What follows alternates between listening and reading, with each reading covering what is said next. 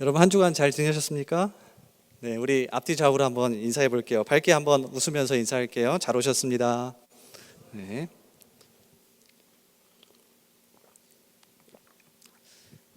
존 파이퍼라고 하는 목사님이 하나님께 굶주린 삶이라고 하는 책에서 여러분이 정말 싫어하는 금식에 관한 내용을 이렇게 소개합니다. 금식은 이 세상의 진미보다 하나님만을 즐거워하겠다는 선포의 의미다. 성경 속에서 특히 구약에서는 위기가 찾아오거나 나라가 어려울 때 금식하며 기도하는 모습을 많이 볼 수 있다. 신약에서는 종교적인 의무감에 의해서 매년 4번의 금식을 해야 했으며 바리새인들은 일주일에 2번 금식했다. 그러니까 여러분이 바리새인을 욕하면 안 됩니다. 그런데 현대 사회에서의 금식은 그런 형식적인 의미보다는 진정 내가 하나님께 굶주려 있다는 것을 선포하는 의미이다. 자, 그러면서 영국의 저명한 신학자인 제임스 패커의 글을 인용합니다. 한번 들어보세요. 그리스도인들이 모여서 나누는 대화는 기독교 사역, 그리스도인의 관심사, 믿는 지인들, 교회의 상태, 신학의 문제점 등에 관한 것들이다. 여기에 반해서 자신들이 날마다 경험하는 하나님에 대해서는 거의 말하지 않는다. 현대 기독 서적과 잡지에도 기독교의 교리와 기준, 그리스도인의 행실의 문제점, 기독교적 봉사 방법에 대한 내용은 많지만 하나님과 나누는 영적 교제에 대한 내용은 거의 찾아보기가 어렵다. 설교도 건전한 교리는 많이 다루지만 주님과의 교제에 관한 주제는 거의 다루지 않는다. 그러니까 이 존 파이퍼 목사님이 이 하나님께 굶주린 삶이라고 하는 책에서 우리에게 다시 한번 이 사실을 깨닫게 하는 겁니다. 교리도 중요하고 성경 공부도 중요하고 모여서 예배하는 것도 참 중요한데 진짜 내가 하나님께 굶주려 있는지, 하나님과 교제하는 삶을 회복하고 있는지 여기에 관심을 갖자는 거예요. 오늘 이 예배가 이것을 회복할 수 있는 중요한 자리가 되기를 주님의 이름으로 축복합니다. 오늘 말씀 계시록 1장 10절의 말씀 같이 읽었는데요. 일상의 심리라는 제목으로 같이 말씀 나누겠습니다. 1987년에 우리나라에서 초교파적으로 생겨난 한 복음, 그러니까 선교 단체가 하나 있는데 아마 이름을 잘 들어보지는 못하셨을 거예요. GMF라고 하는 선교 단체가 있습니다. 여기 현재 대표이사가 양승원 목사님이신데 여기서 사역하는 김동화라고 하는 선교사가 참된 영성이라고 하는 짤막한 칼럼을 하나 썼습니다. 내용이 좋아서 가져왔는데 한번 들어보세요. 서구의 많은 나라에서 가장 많이 팔리는 책은 부자가 되는 방법에 관한 것, 자기 관리에 관한 것이며 그 다음으로 많이 팔리는 책이 영성에 관한 것이라는 통계를 본 적이 있다. 놀랍죠? 첫 번째로 가장 많이 팔리는 책이 자기 관리에 관한 책이고 두 번째로 종교와 상관없이 영성에 관한 책을 가장 많이 찾는답니다. 그런데 영성에 관한 책 중에서 불교 관련 책들이 기독교 관련 책들보다 더 많이 팔린다고 한다. 오늘날 인기 있는 책들이 기독교가 아닌 불교에 대한 책들인 이유가 무엇일까? 이에 대하여 피터 생게라고 하는 경영학의 대가는 불교는 삶의 방식으로 나타나는 반면 기독교는 신념 체계로 나타나기 때문이라고 하였다. 그러니까 사람들이 느끼기에 불교는 잘 모르지만 저 사람들이 믿는 것은 뭔가 삶의 방식으로 드러나는 것 같고 기독교 잘 모르지만 저 사람들은 단순하게 머릿속에 있는 신념 체계로밖에 보여지지 않는다는 겁니다. 그래서 종교가 없는 사람들은 불교 서적과 기독교 서적에서 불교 서적에 더 매력을 느낀대요. 계속해서 이렇게 소개합니다. 근대의 특징을 과학적 신념 체계와 종교적 신념 체계의 사이의 갈등이라고 할 수 있다면 탈근대, 여러분이 많이 들어본 포스트 모던의 특징은 영성의 추구라고 할 수 있다. 영성이라는 말에는 실천 가능하고 지속 가능하며 의미 있는 삶의 방식이라는 뜻이 담겨 있다고 한다.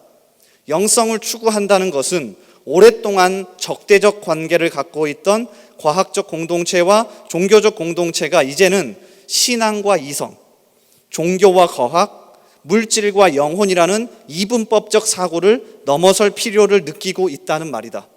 이는 신앙을 삶의 방식으로 재발견하는 방법에 대해 생각해 보아야 할 필요를 제시해 주는 것이다. 자, 그러면서 글을 이렇게 마무리합니다. 이 부분이 중요해요. 물론 삶의 방식으로서의 신앙과 신념 체계로서의 신앙은 상호 배타적인 양자택일의 문제는 아니다. 오늘날의 기독교의 위기는 많은 신자가 신앙적인 삶의 방식을 잃어버린 것에 기인한다는 분석은 타당한다고 생각한다. 다시 말하면 기독교는 교회 밖을 나가면 안일한 일상의 심리에 빠져 있다. 여기서 제가 오늘 설교의 제목을 가져왔습니다. 일상의 심리. 그러니까 적어도 교회 안에 들어와서 같이 소그룹 모임을 하고 예배하고 찬양할 때는 괜찮은 기독교인인데 교회 밖을 나가면 안일한 일상의 심리에 빠져서 그냥 살아간다는 겁니다. 그런데 여러분 성경을 들여다보십시오. 기독교 복음이 들어간 곳, 그러니까 예수의 복음이 들어간 곳은 항상 교리와 신념 체계만 가득하지 않습니다. 반드시 그게 일상 속에서 삶으로 드러나게 되어 있어요. 자, 한 군데만 찾아볼게요. 사도행전 2장에 보면 처음에 교회가 태동한, 그러니까 교회가 생겨난 이야기를 다루는데요.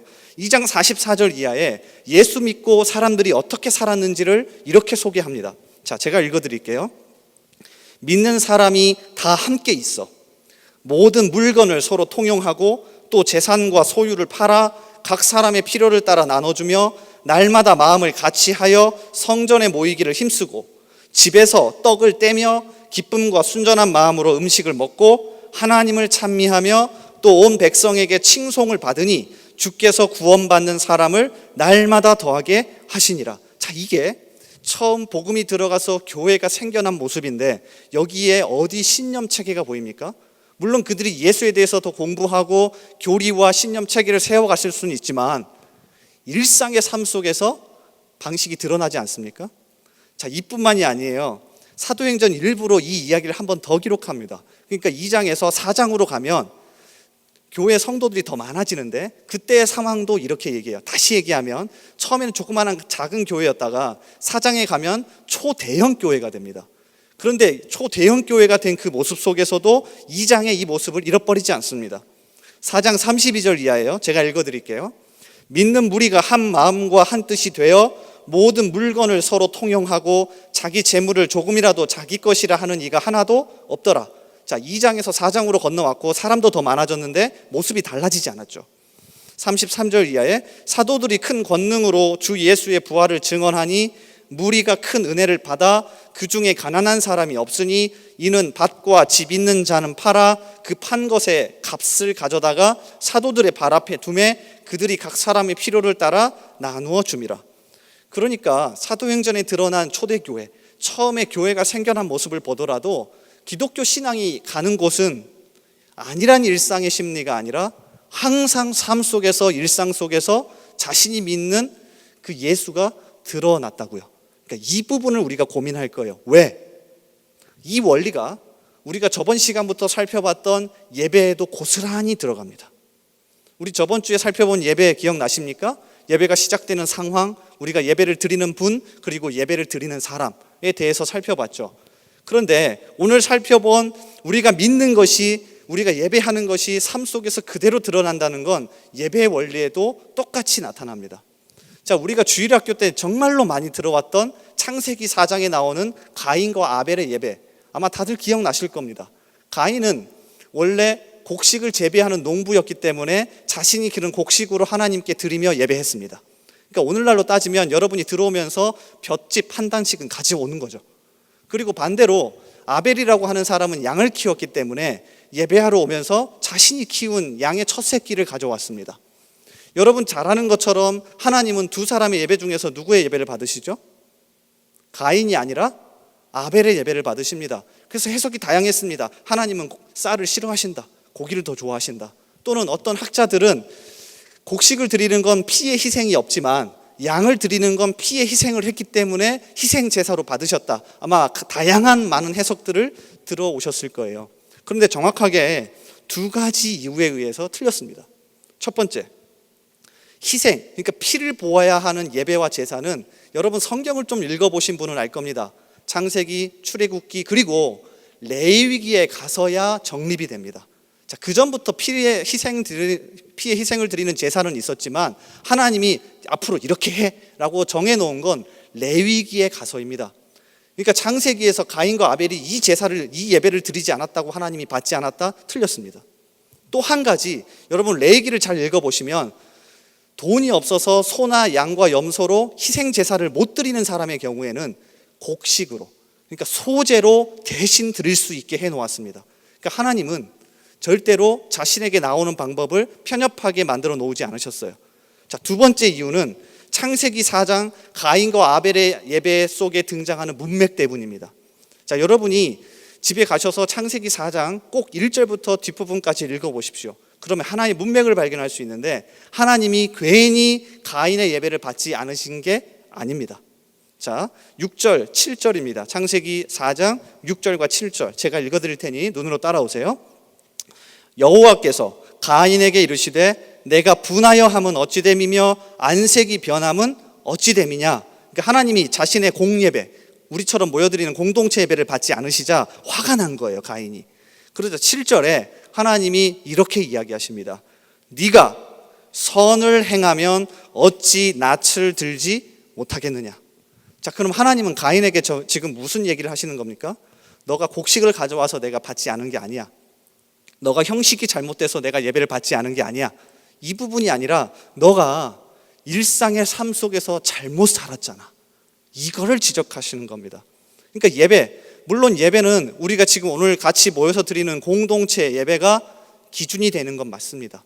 그런데 이 공동체 예배 속에서 받은 은혜가 실현되는 건 여러분의 일상 아닙니까?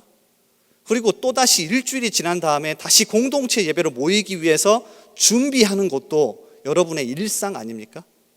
그러니까 예배는 이 안일한 일상의 심리가 아니라 똑같이 하나님 앞에서 살아간다고 하는 깨어있는 일상의 심리가 숨어 있는 거죠. 그래서 이 빅터 해밀턴이라고 하는 구약 아주 유명한 학자가 이 창세기 4장에 나오는 가인과 아벨의 이 예배를 이렇게 해석해 놓았어요. 우리는 외부에서 보는 자로서 두 형제와 재물 사이에서 차이점을 찾을 수 없다.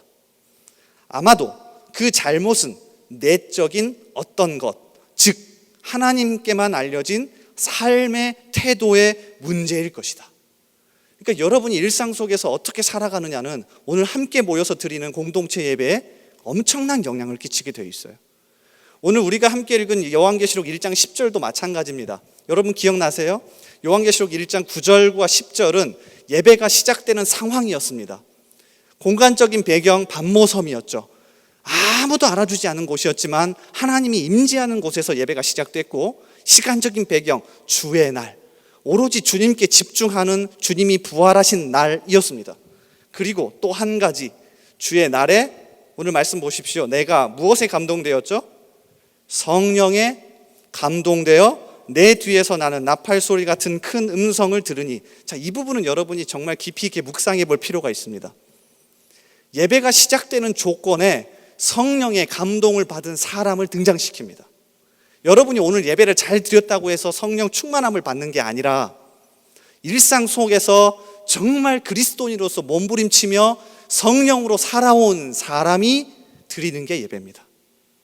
자, 이해가 되십니까? 그래서 어렵죠.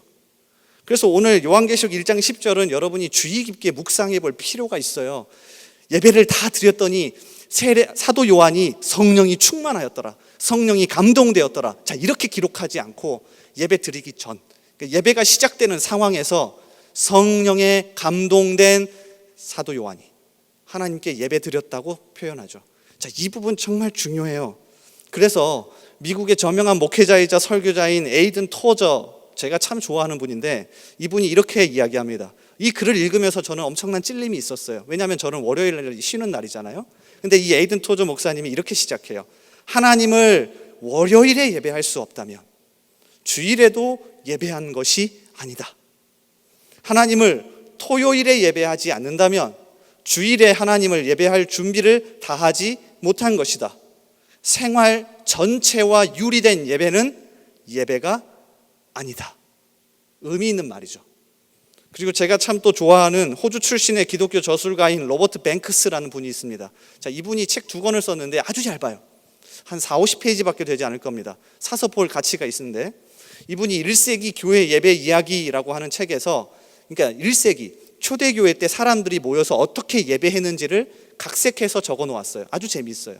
그런데 여기서 주인공으로 등장한 푸블리우스가 1세기 우리처럼 이 공동체 예배에 참석했다가 굉장히 놀랍니다. 그래서 이렇게 기록합니다. 나의 예상과는 전혀 다른 모임이었다.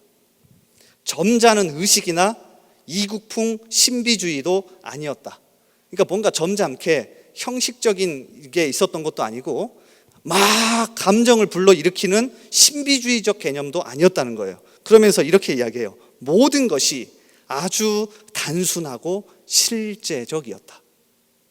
저는 이 부분이 굉장히 와닿았습니다. 그가 공동체 예배를 모였는데 뭔가 엄숙한 분위기로 막 형식적인 걸 갖춘 것도 아니었고, 그렇다고 해서 우리에게 막 야, 불 받아라, 여러분 은혜 받으십시오 하면서 감정적으로 신비주의로 몰아가는 것도 아니었고, 오히려 아주 단순하고 실제적이었다는 거예요. 왜 그럴까요?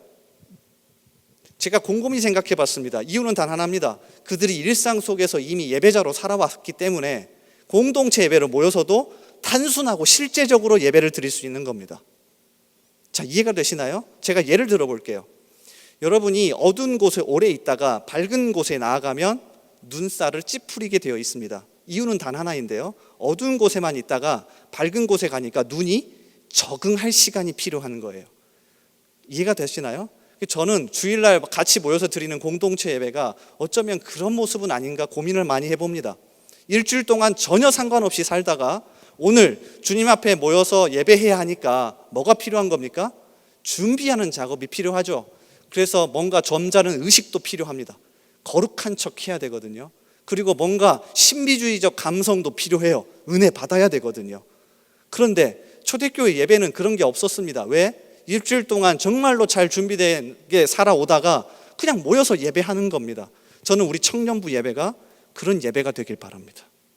여러분이 일상 속에서 안일하게 살다가 와서 준비 과정이 필요한 거죠. 그래서 예배 드리고 가는 게 아니라 진짜 일주일 동안 예배자로 살아오다가 여기에서 그냥 평범하게 단순하고 실제적으로 하나님을 만나고 돌아갔으면 좋겠어요. 그래서 이 로버트 뱅크스라는 분이 1년 뒤에 책을 한 권 더 썼어요. 제가 2권을 썼다고 했죠. 첫 번째 책이 1세기 교회 예배 이야기고, 두 번째 책이 1세기 그리스도인의 하루 이야기입니다. 연결되어 있는 겁니다. 첫 번째 보여준 건 예배였습니다. 예배가 왜 이렇게 단순하고 실제적일까? 이유는 하나죠. 그리스도인의 삶의 하루 이야기를 보면 알 수 있습니다. 그 하루하루를 주님과 동행하며 실제적으로 살아갑니다. 그래서 다시 모여도 공동체 예배 속에서 그게 드러나는 거죠. 자, 이해가 되십니까? 이게 예배의 원리입니다. 자, 그러면 다시 돌아옵니다. 오늘 잘 들으셔야 돼요. 계속 뱅글뱅글 돌 겁니다. 공동체 예배, 일상의 예배. 왜냐하면 연결되어 있거든요.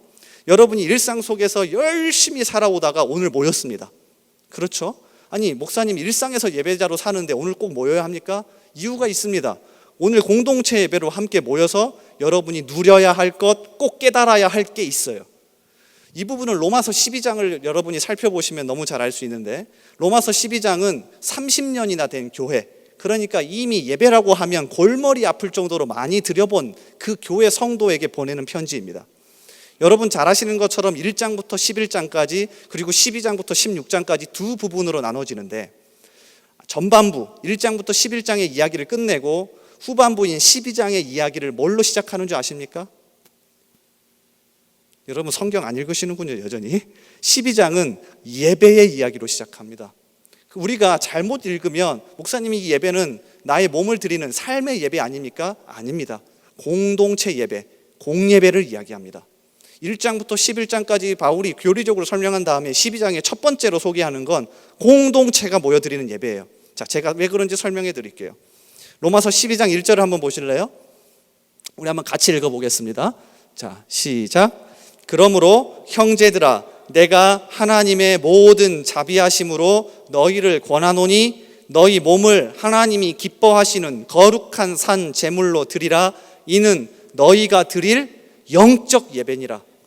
영적이라고 번역을 해놓으니까 뭔가 삶 속에서 드리는 영적인 예배, 감성적인 예배라고 생각할 수 있는데, 여기서 영적이라는 이 단어는 논리적이다, 합리적이다라는 단어입니다. 그러니까 여러분이 합리적인 예배를 드리십시오, 논리적인 예배를 드리십시오라고 하는 표현이고, 더글라스 무라고 하는 로마서를 연구한 아주 유명한 학자가 이 1절을 공동체가 함께 모여서 드리는 예배를 뜻하는 단어라고 소개해 놨습니다.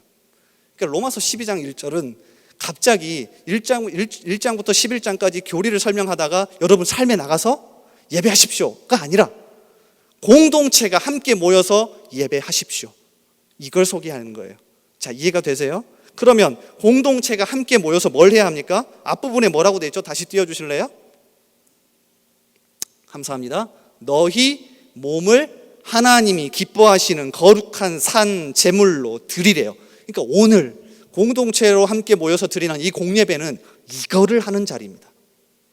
그럼 이게 도대체 무슨 뜻일까? 제가 고민하다가 여러 부분을 찾아봤는데요, 사람마다 다양하긴 한데 한 가지로 모여지는 게 있어요. 일단 핸드릭슨이라고 하는 학자가 이렇게 소개합니다. 바울이 사용하고 있는 몸이라는 단어는 우리의 피부와 뼈뿐만 아니라 우리를 구성하고 있는 전체를 의미한다.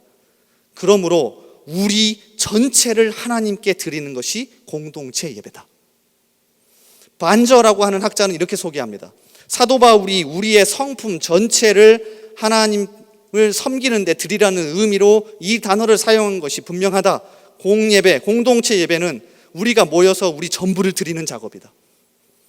ESV 스터디 바이블이라는 게 있습니다. 저와 함께 제자훈련 하신 분은 잘 알겠는데 제가 소개하는 참고 서적 중 하나인데요, 좀 비싸니까 살 생각은 하지 마세요. 원가가 11만 원이니까 12만 원 정도 하는데요, 이 책에 보면 이렇게 소개해요.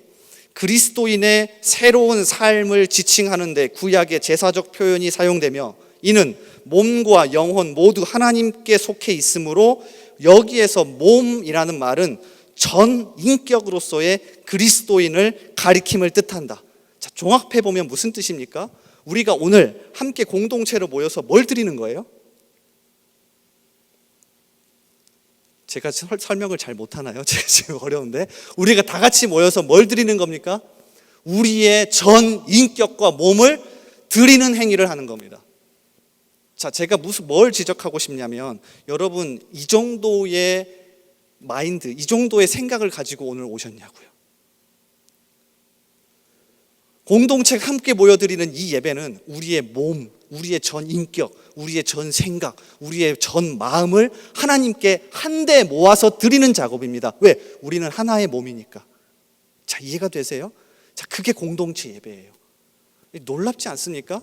우리가 전부, 그러니까 다시 얘기하면, 조금 더 극단적으로 얘기하면, 여러분 오늘 목숨을 각오하고 나오셔야 되는 거예요.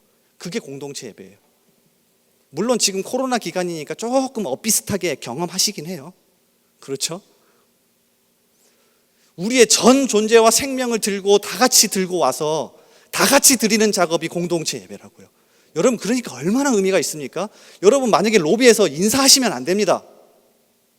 야, 너 오늘도 목숨 들고 왔구나. 잘했어. 비장한 각오로 맞이하셔야 되는 거예요. 다음 주부터 우리 목자들이 조금 더 비장한 자세로 우리 목원들을 맞이하면 좋을 것 같아요. 그런 자세로 함께 모여서 주님께 생명을 내어 던지는 거예요. 주님 받으십시오. 나의 생명을 드립니다. 그 각오로 청년부 예배에 오셔야 합니다. 아니, 그 각오로 여러분이 모든 공동체 예배를 드리셔야 돼요. 왜입니까? 로마서 12장 1절을 잘 보시면 어떤 단어로 시작하죠? 다시 띄워주실래요? 어떤 단어로 시작합니까? 그러므로로 시작하죠. 여기서 이 그러므로는 로마서 1장부터 11장 전체를 받는 그러므로입니다. 1장부터 11장까지는 무슨 내용입니까? 하나님이 먼저 자신의 전 존재를 우리에게 던지시는 이야기입니다. 그러니까 예배는 하나님이 우리에게 자신의 전 생명을 던지시고 우리 역시 하나님께 우리의 생명을 던지는 상호 교류가 일어나는 자리입니다. 그게 공동체 예배예요. 그러니까 청년부 예배가 이 활기와 이 생명을 회복해야 여러분이 돌아가셔서 일상 속에서 다시 예배자로 살아갈 수 있죠. 왜냐하면 로마서 12장 1절은 2절과 연결되어 있는데요. 자, 2절 한번 띄워주실래요? 2절을 한번 같이 읽어볼게요. 자, 같이 읽습니다. 자, 시작. 너희는 이 세대를 본받지 말고 오직 마음을 새롭게 함으로 변화를 받아 하나님의 선하시고 기뻐하시고 온전하신 뜻이 무엇인지 분별하도록 하라. 자, 2절은 삶의 예배를 이야기합니다. 1절은 공동체 예배를 이야기하고 2절은 일상의 삶의 예배를 이야기해요. 자, 이게 연결되어 있어요. 다시 이야기하면 공동체 예배 속에서 하나님이 여러분에게 전 생명을 던지셨다는 걸 경험하지 못하고 여러분 역시 하나님께 전 생명을 드리는 것을 이 예배를 통해 경험하지 못하면 2절로 넘어갈 수가 없어요. 일상 속에서 절대 변화를 받는 예배자로 살아갈 수가 없어요. 그러니까 이게 쳇바퀴처럼 계속 돌아가죠. 두 개 하나, 어느 것 하나 중요하지 않은 게 없습니다. 일상에서 예배자로 잘 살으셔야 공동체 예배에서 성공하는 것도 사실이고 공동체 예배에서 제대로 예배해야 일상 속에서 예배자로 살아가는 것도 사실이에요. 그러니까 이 두 가지를 놓치시면 안 돼요. 너무 어렵죠? 유진 피터슨 목사님 제가 참 좋아하는데 오늘 좋아하는 사람이 너무 많이 나오네요. 띄워주실래요? 자, 돌아가셨는데 참 인자하신 분이에요. 이분이 사실 제가 달리기를 좋아하는데 그 이유 중에 하나가 이분이 뭐 달리기 좋아하게 생기지는 않았는데 평상시에 조깅을 참 많이 하셨대요. 조깅하면서 설교 원고도 생각하고 여러 가지 기도도 하고 하셨답니다. 그래서 제가 그거 한번 따라해 보려고 유등천 조금 가끔 뛰어요. 저랑 같이 뛰실 분은 유등천 나오시면 돼요. 월요일이나 이럴 때. 근데 이분이 이 로마서 12장 앞부분 1절과 2절을 자 이렇게 나름 잘 번역해 놓았는데요. 한번 들어보세요. 그러므로 나는 이제 여러분이 이렇게 살기를 바랍니다. 하나님께서 여러분을 도우실 것입니다. 여러분의 매일의 삶, 일상의 삶, 자고 먹고 일하고 노는 모든 삶을 하나님께 헌물로 드리십시오.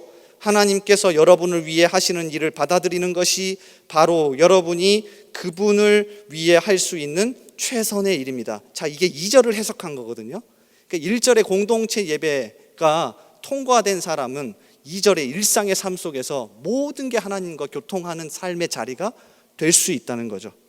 너무 중요해요. 지금 이제 5월인데요. 2020년도 벌써 5달이나 흘렀습니다. 여러분의 공동체 예배의 습관을 한번 고민하고 생각해 보십시오. 그리고 일주일 동안의 일상의 삶의 예배도 고민하고 생각해 보십시오. 저는 과감하게 여러분이 이 두 가지 다 포기하지 않길 바랍니다. 목사님 저는 공동체 예배는 성공할래요. 목사님 저는 일상의 삶의 예배는 성공할래요. 그렇지 않습니다. 두 가지는 연결되어 있습니다. 그러니까 이 두 가지를 잘 붙잡아서 올 한 해 남은 한 해 동안 진짜 예배자로 바로 서서 그 기쁨을 누리는 저와 여러분 되길 바랍니다. 책 한 권을 소개하고 마칠까 합니다. 한 성도분이 묻더라고요. 목사님 맨날 설교 시간에 책 소개하는데 그 책 다 읽긴 읽습니까? 대충 읽습니다. 읽긴 읽어요 라고 하는데 여러분과 많이 나누고 싶어서 최대한 가져오려고 노력을 해요. 린다 딜로우라고 하는 여성 사역자가 있어요. 이분이 일상의 예배라고 하는 책에서 이렇게 소개하는데요. 참된 예배는 구체적 행위인 동시에 삶 그 자체다. 무릎 꿇고 절한다는 것, 곧 예배 행위가 무슨 의미인지 알아감에 따라 당신은 하나님과 친밀한 관계가 더욱 새로워짐을 경험하게 될 것이다. 생각, 말, 일, 태도, 뜻, 심지어 고통마저 하나님께 드리는 법을 배워감에 따라 하나님의 거룩하고도 생명을 주는 임재 안으로 들어가게 될 것이다. 그 안에서 목마른 당신의 영혼은 쉼을 누리게 될 것이다. 당신의 일상이 달라졌으면 싶은가? 예배자가 되라. 하나님의 임재 안에 살고 싶은가? 예배자가 되라. 깊은 만족이 지속되는 친밀한 사귐을 원하는가? 예배자가 되라. 오라, 우리가 굽혀 경배하며 우리를 지으신 여호와 앞에 무릎을 꿇자. 우리 청년들이 매일같이 예배의 기쁨을 누리기를 소원합니다. 우리 다 같이 일어나서 우리 찬양하면서 기도의 자리로 나갔으면 좋겠는데요. 우리 다 같이 자리에서 한번 일어나 보실래요? 일어나서 우리 찬양하며 기도의 자리로 나아갔으면 좋겠어요. 어떤 찬양을 할까 하다가 이 원하고 바라고 기도합니다라고 하는 찬양을 가져왔는데, 하나님의 꿈이 나의 비전이 되고 예수님의 성품이 나의 인격이 되고 성령님의 권능이 나의 능력이 되는 것, 제가 생각하는 건 공동체 예배를 성공하고 매일의 삶 가운데서 예배자로 살아간 사람이 진짜 이렇게 누리며 살아갈 수 있다고 생각해요. 하나님, 성부 하나님, 성자 예수님, 성령 하나님, 이 세 분과 함께 여러분이 예배자로서 유익을 누리며 살아가길 바라는 마음에 이 가사를 생각하시면서 우리 같이 찬양하며 기도의 자리로 나아가겠습니다. 우리 같이 찬양합니다.